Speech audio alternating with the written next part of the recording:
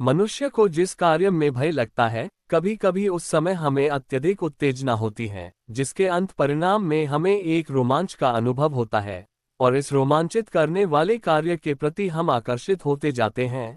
बस इसी रोमांच से वशीभूत होकर हम हमारे ही एक मजदूर वकर भाई की आप बीती उसी के शब्दों में सुना रही हूँ। वकर बोला, एक बार हमरे गांव से करीब 20 मजदूर पंजाब के एक इलाके में मजदूरी के लिए बुलाए गए।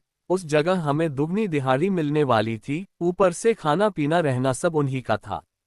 हमसे बोला गया था कि उन लोगन को हमरी कारीगरी बहुते भाई हैं। तो भैया हमको ये काम बड़ा मौके का जान पड़ा, और कौन ससुरा ऐसा मौका हाथ से जाने दे सकत है भला। हमार गुट का सभी अगले ही दिन की गाड़ी से पहुंच गया वहां सही पते पर।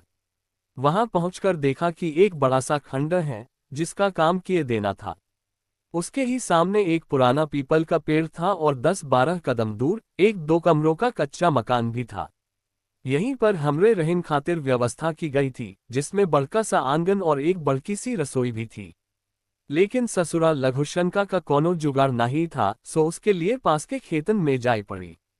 खाने पीने के बनाने खातिर 2 माँ बेटी दिन में आवत रहीं और सूरज के उतरने से पहले ही चली जावत रहीं। हम सब काम को निपटा कर देर से आवत रहीं, ई कारण से हम सबका ठंडा खाना खाए पड़त रही। अब इस संकट के निवारण के खातिर सोचत तो रही कि रोके उनको, मगर का बात बोलते उनको और का पूछते।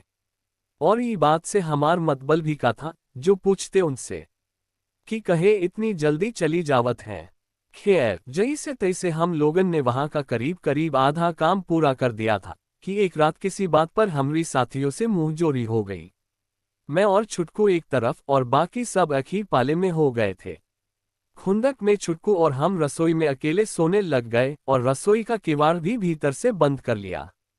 हम दोनों लोगन के पैर किवाड़ की ओर थे। आधी रात को हमें छुटकू की सिसकियां और पुकारों की आवाज आई, तो हम उठ बैठे। छुटकू ने रोते हुए बोला, भैया देखो ना, कमीनों ने कैसा मजाक किया है मेरे साथ, पैर पर कुछ बांध कर बाहर से खींच रहे हैं। वो अपना पैर पकड़ रोनी आवाज में हमसे बोल रहा था।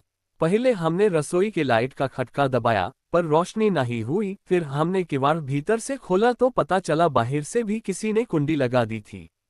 इसके बाद हमने वो तार जो लोहे की थी पूरा जोर लगाकर खींची, पर कोनो फर्क नहीं पड़ा। वो तार छोटू के पैरों से होकर किवाड़ के ऊपर वाले मोकले में से बाहर को कोई खींचे जा रहा था।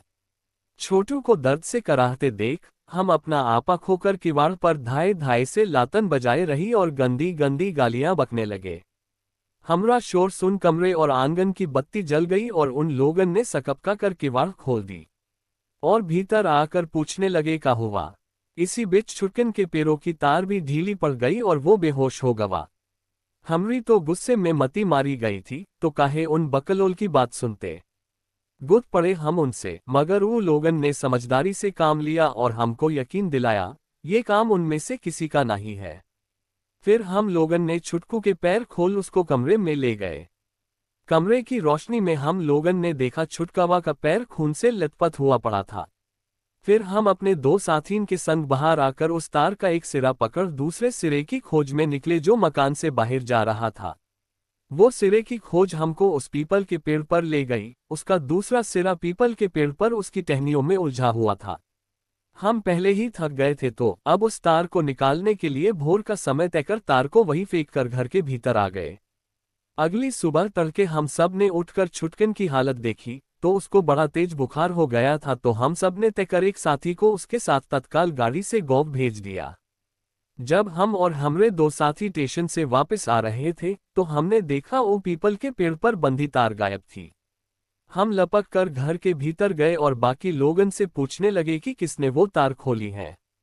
तो हमरी बातन को सुन वो लोग हमसे भी ज्यादा सकपका गए। बोले का कहवत हो भैया, हम लोगन को कुछ ना बुझाए, ई हम में से कोनो का काम नहीं है, तनिक हमको भी तो बतलाए दो का हुआ। ये सब से हम लोगन को भूत बाधा की शंका तो होवत थी, मगर पक्का यकीन ना आवत था।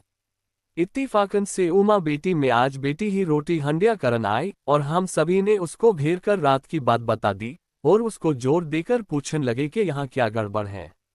बड़ी खुशामद के बाद वो जाके बोली कि बहुत सालों पहले इस मकान में एक चौकीदार रहता था, उसकी एक फुल सी बच्ची और एक सुंदर पत्नी थी।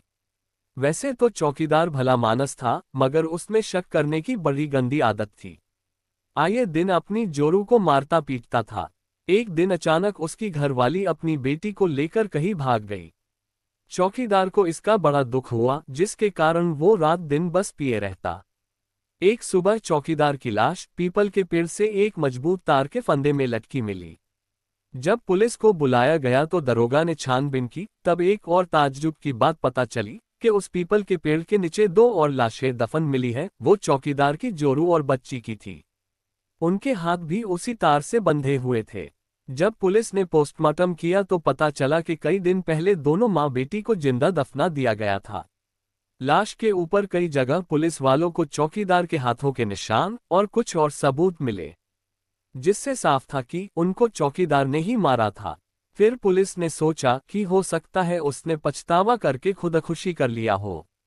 मगर चौकीदार के विषय में भी एक रहस्य था जो अनसुलझा रह गया।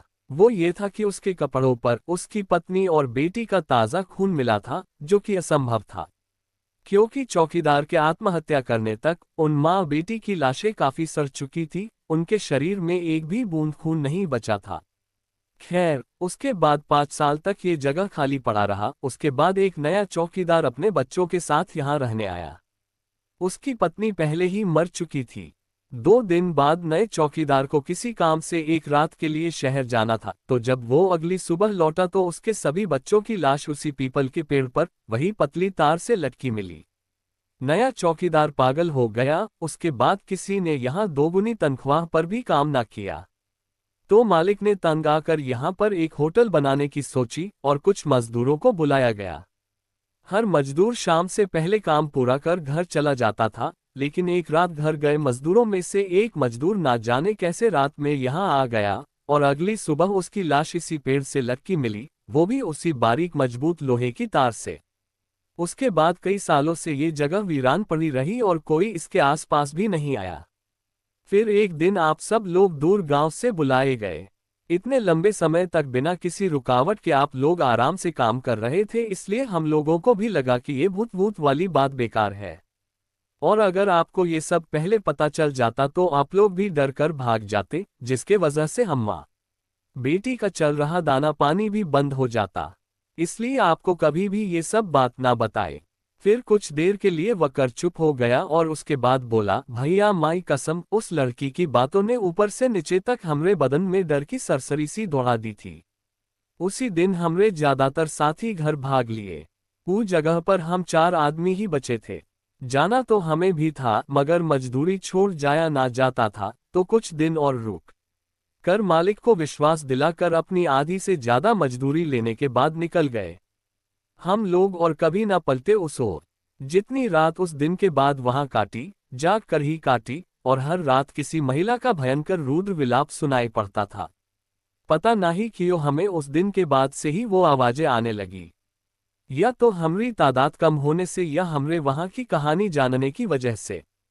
कारण जो भी हो, रात भर से हमें डरे भीगी बिल्ली बने गुजरती थी हमारे रातें।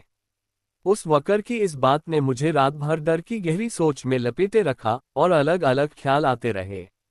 कभी सोचता कि अब वहां क्या हुआ होगा, कभी अपने को उस जगह पहुंचाकर ये सोचता मैं क्या करता उस समय। ये सिलसिला तब टूटा जब सुबह की हौसला बढ़ाने वाली रोशनी मेरे चेहरे को छूने लगी और आज भी मुझे वो याद रखने वाली घटना याद आती है। दोस्तों, कहानी आपको अगर पसंद आती है तो कृपया लाइक और सब्सक्राइब जरूर करें, क्योंकि आपका लाइक और सब्सक्राइब ही हमारी धरोहर है। धन्यवाद।